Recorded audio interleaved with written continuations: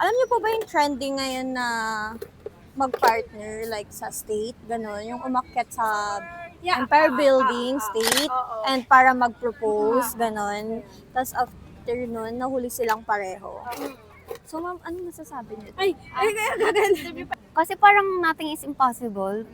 Pagka-love mo talaga yung isang tao, kaya-kaya mo gawin. Kahit, love can move mountains. Parang gano'n. Ma'am, kung sa'yo ba gagawin yun? Ay, sobra, grabe. Kaso Sobrang. parehas kayo makulong. Okay lang. Ay, Okay lang. Okay lang ba yun? Yes, so after po nun, nakulong sila. Sila. Actually, lahat naman ng ginagawa is may consequence. Pero grabe wala pang nakagawa nun. Grabe, sobra. True. Hindi alam naman nila in the first place. Kikiligin ako kapag ginawa ng lalaki yun. Oh. Diba? Masarap din. Hindi I-rate ko na.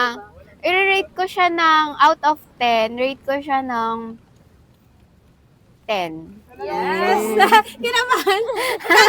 Hindi, actually, hindi kasi ako talaga ma-coffee. Okay. More on matcha kasi kaming Yes, dalawa. Pero dahil, grabe, hindi siya masyadong matapang dahil sa marshmallow.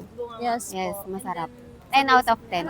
Thank you, miss. For me, ang ganda ng combination niya and ngayon ko palang na-try yung may ganitong marshmallow sa coffee. And ang sarap niya kasi hindi siya yung parang kagaya sa ibang, ano ba to, non-coffee or coffee? Coffee po. Coffee. Kahit coffee siya, parang hindi siya yung sobrang tapang, like sobrang basta 10 over 10 for me. Thank you, miss. Oo,